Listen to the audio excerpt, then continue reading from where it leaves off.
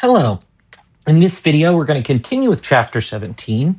In previous videos, we have been looking at solving K-related calculations.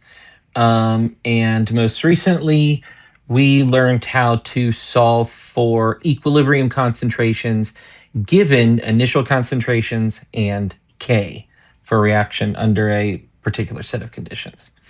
We learned that you will need to solve a quadratic in many cases to solve that.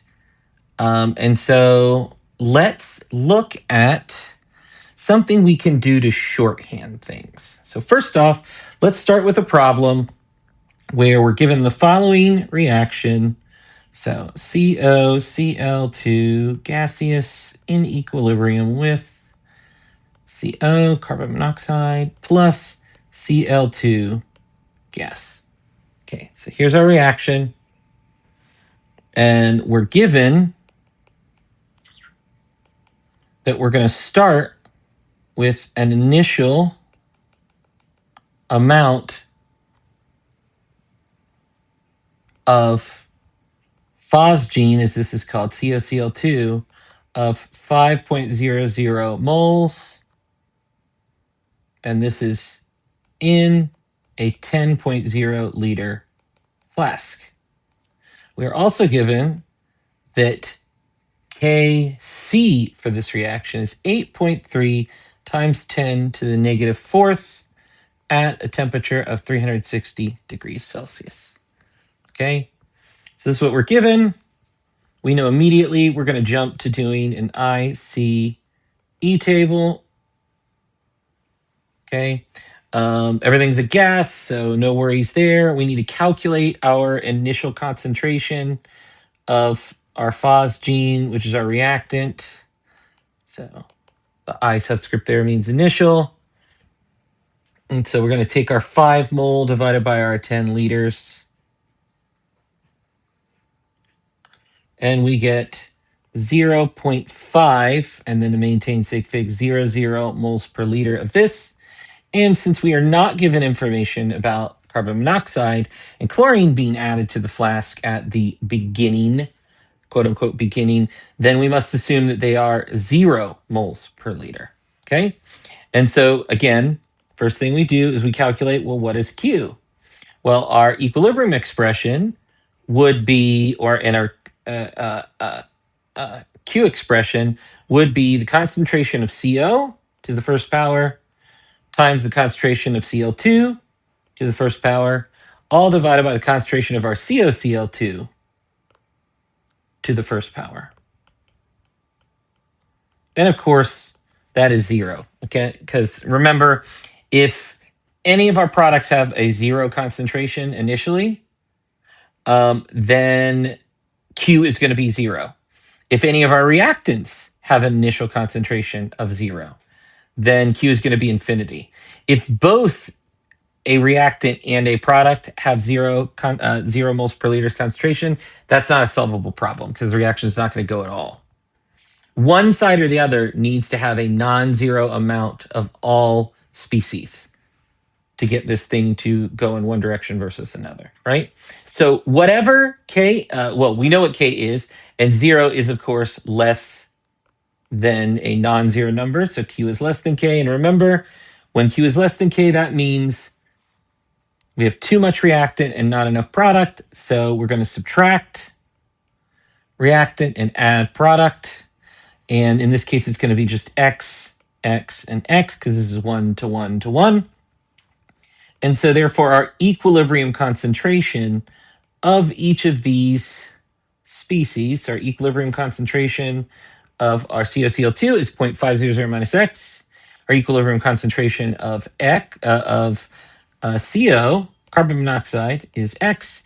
And our equilibrium concentration of chlorine gas is X. Okay? And so we would end up with the following problem, right? So we know Kc is 8.3 times 10. Well, actually, here, let's write the expression first, just to be complete about it. So we know that for this reaction, Kc is going to equal the equilibrium concentration of carbon monoxide to the first power times the equilibrium concentration of our chlorine to the first power divided by our equilibrium concentration of our phosgene, our COCl2 to the first power. Okay. And so then, of course, we can plug in our numbers here. Or in the case of our equilibrium concentrations, we can plug in our algebraic expressions. And so we get x times x over 0.500 minus x in that case. All right. So let's do this the current way. We know we're going to get a quadratic from this, right? So we start simplifying this. We're going to get an x squared, and then the 0.500 minus x is going to be multiplied. Both sides are going to be multiplied by that expression. And so we're going to distribute 8.3 times 10 to the negative fourth through 0.500 minus x, that expression. So 0.500 minus that is, of course, 4.15 times 10 to the negative fourth. And then, of course, 8.3 times 10 to the negative fourth times 1 is just 8.3 times 10 to the negative fourth x. Okay? And so if we rearrange our equation so that one side has a 0, we get the following expression. We get x squared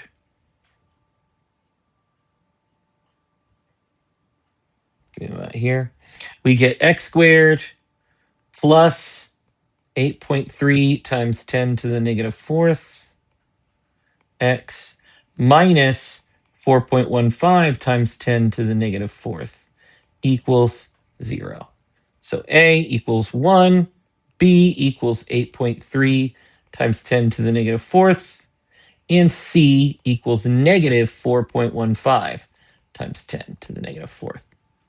Okay, so we could either plug it into the quadratic or we could use a program to do so.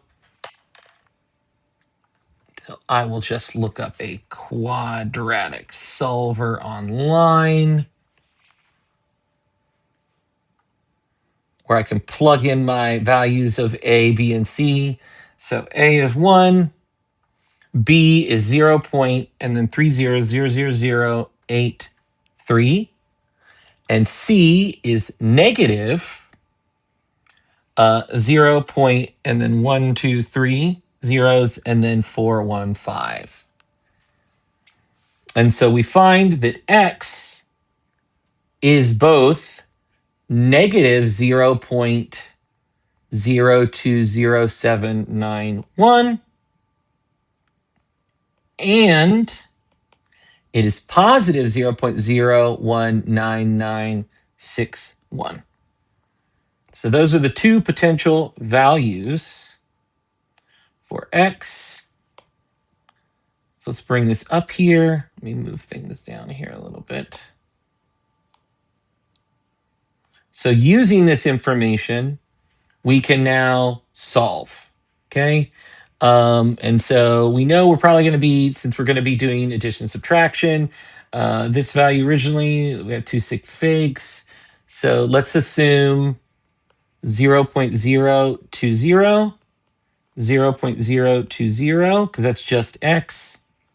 And then, of course, our 0.500 minus 0.019961.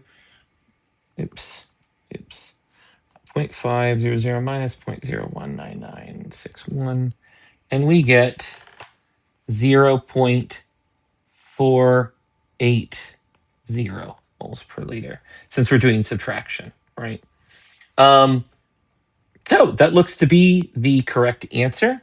Remember to double check.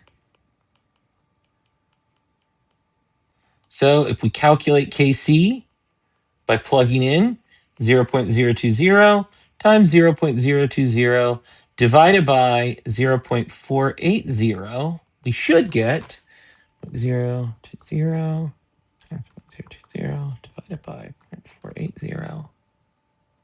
8.3 times 10 to the negative fourth back. Okay, we solved it using the original method. Okay, but let's try a shortcut.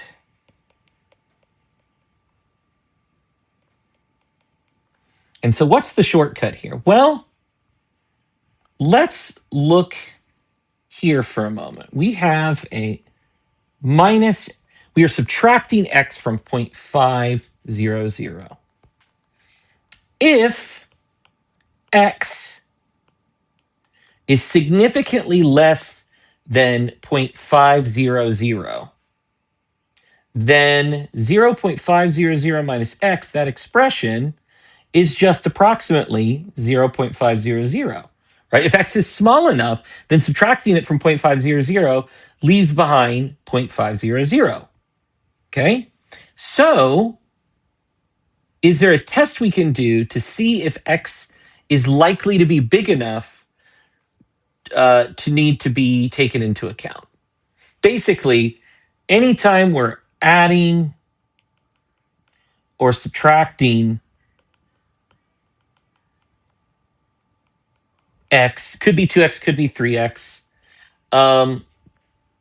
in our equilibrium concentration expressions, okay, anytime we are doing those, either of those things, here, let me bring this over here for a shortcut, okay?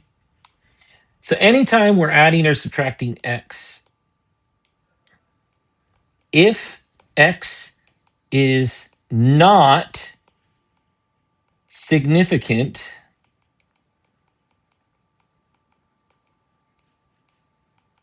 then ignoring addition subtraction of x will add very little error to our final answer. Okay? And so what is this test? Well, the test is as follows. You take your smallest non-zero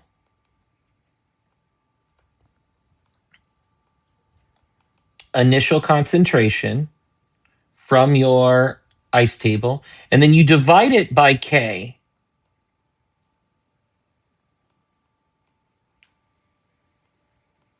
And then you look at the number. If the number you get is greater than 400, then addition and subtraction of x can safely be ignored. Okay? If it is less than 400, when you get to around 400, it's iffy. But x is significant and addition, subtraction of x can not be ignored. Okay? So let's look at this situation. Let's do our test. Let's do our test here and see if we can perform our test here and avoid using a quadratic. So what's the test? If you remember, the test is our smallest non-zero initial concentration, and so that is 0.500. And we're going to divide that by our K value, 8.3 times 10 to the negative fourth. And that value, 0.5 divided by 8.3, here, let's see, 0.5 divided by 8.3, exponent negative 4, is 602, which is indeed greater than 400.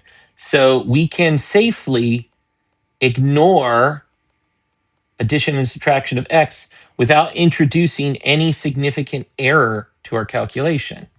So what's going to happen now is instead of having that 0.500 minus x, we're going to rewrite our expression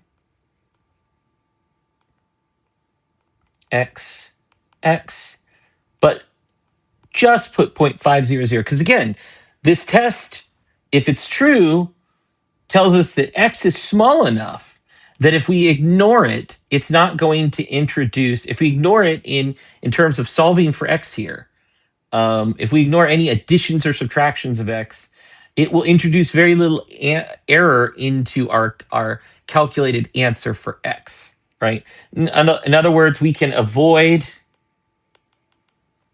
a quadratic. But we have to do that test first.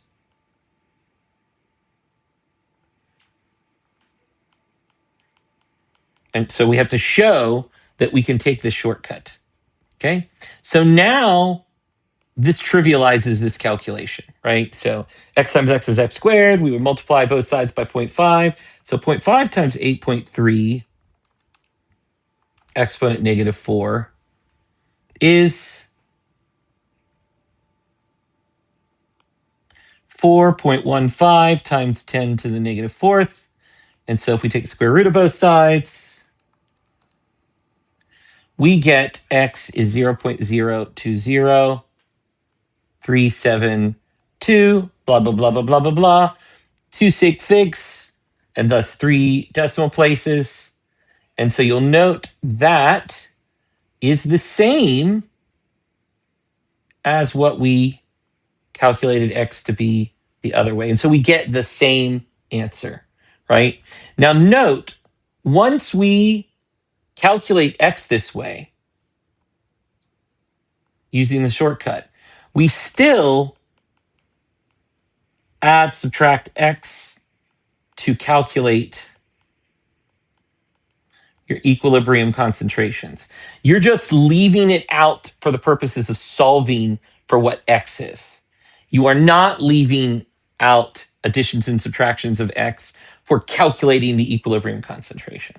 Okay. Now, again, this is only going to work if the initial concentration is big enough and your K value is small enough, right? So meaning this really only works for exceedingly